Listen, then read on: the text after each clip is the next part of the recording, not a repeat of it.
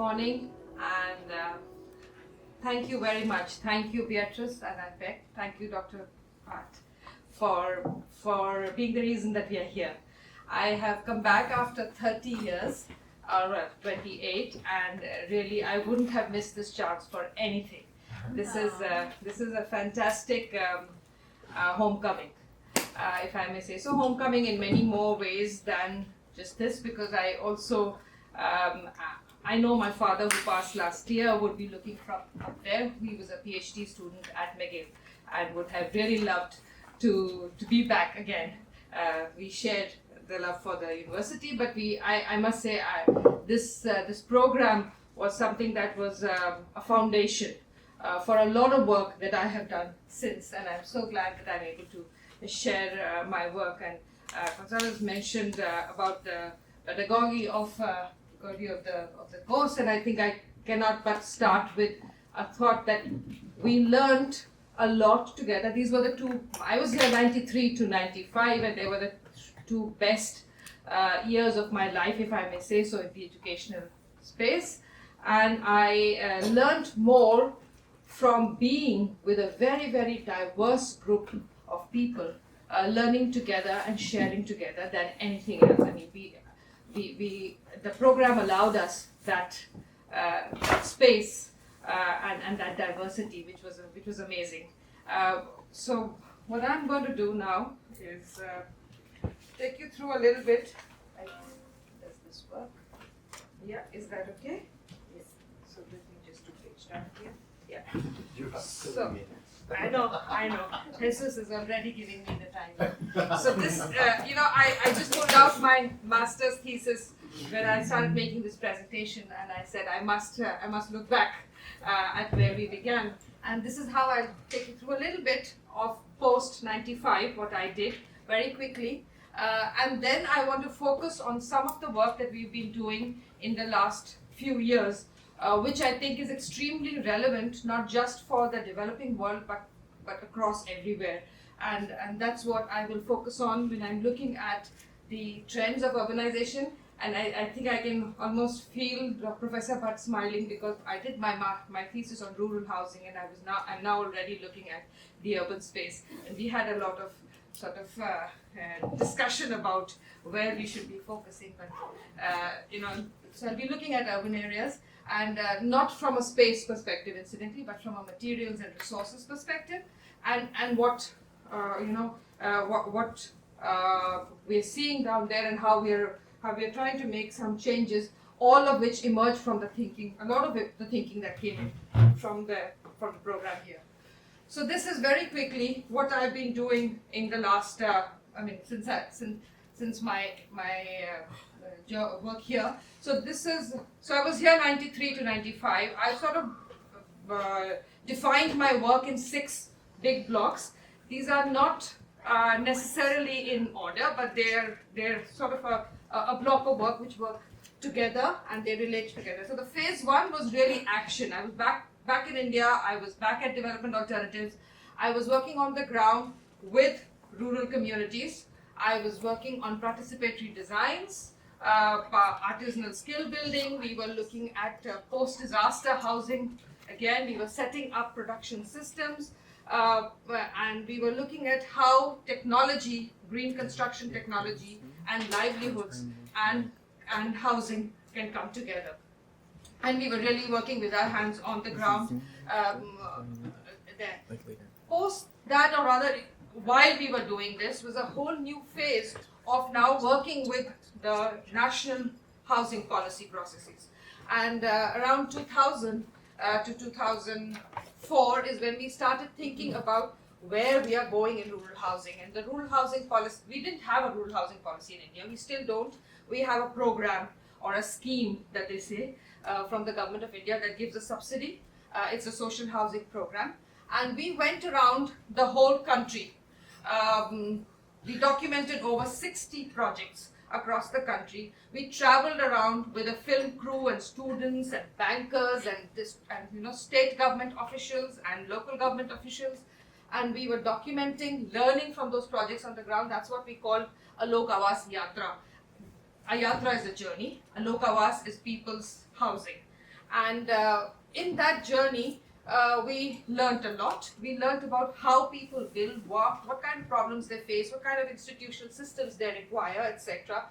All of that came together in a document that was, of course, the compendium of the cases, but it also came together in a document which was a guideline and a support document for local governments in villages on if they want to support and facilitate sustainable housing for their communities, what they need to do.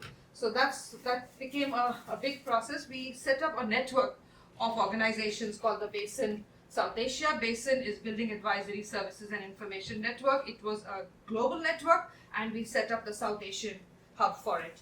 And that sort of took us around the country and influenced the policy.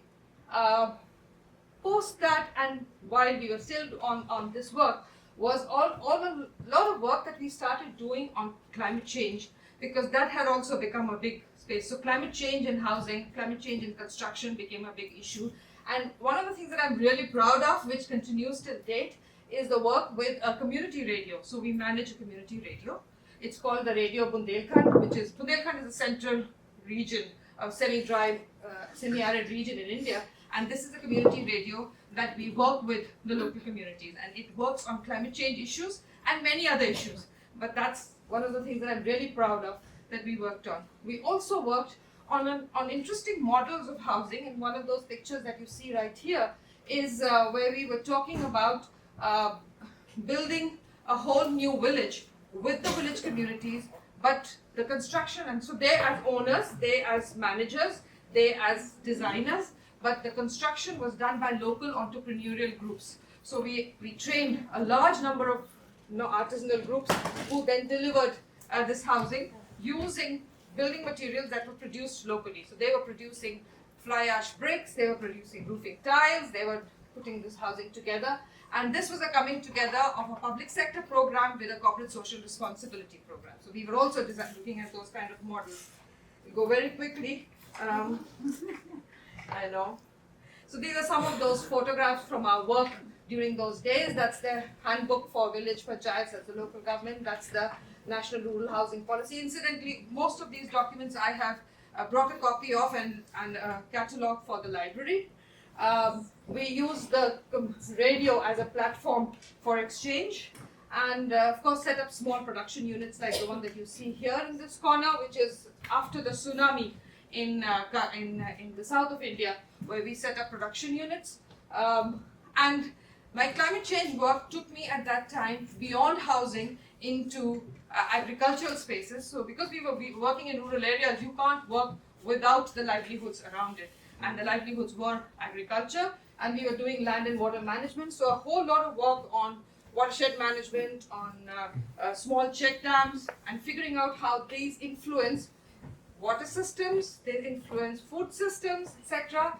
And the picture that you see right down there is it's a family filling water from a water grid, a local water grid that was set up in villages, which is managed, financed and managed by the local communities. So that's something that has also now sort of multiplied. Yeah, oh my God. He's giving me 2 minutes, so I have to go really fast now. You have to give me a little bit more time than that. Don't give me the minutes. Next. Okay. So the other 3 blocks of work really are the work that we've been doing since 2012 with the Green Economy Coalition. And here, I think the most important thing is building a narrative. What does it mean to have a green economy in a context like India? And we influence, in fact, we work very closely with countries during the development of the SDGs. And we were part of, looking at indicators and supporting that both nationally as well as globally. All of this work took me to, and took our program in development alternatives to this whole arena of resources. And, we know that India is amongst those which is really the fastest urbanizing regions of the world. It's also a place where they say more than 70% of our infrastructure is yet to be built, which means that we need materials like nobody. Yeah, like it's more than the CO2. It's the fact that we don't have sand, we don't have soil, we don't have stones. We need materials, and resources have become a big big issue for us. And so we were doing resource assessments, and this is a lot of that work and the research around it that has come in. And so if I just focus on that work very, very quickly, this is what I say, we are going to become 50% urban by 2050, maybe earlier. We are going to have a huge amount of urban stock to be built, which will require materials that are energy and, just give me 5 more minutes. Yeah, very quickly, this is how India's urbanization story is unfolding. This was 91, this is 2011, this will be 2031, and all the green ones that you see are the 1 to 5 million size cities. Here is where the maximum growth is going to happen, maximum structures, buildings are going to be built. So we did a whole lot of analysis on where the materials are going to go. Most of them are going to be non-metal minerals, the orange that you see. Most of them is going to be for construction. Most of them is going to be for housing and for urban affordable housing. That is the largest and the fastest growing sector in the country.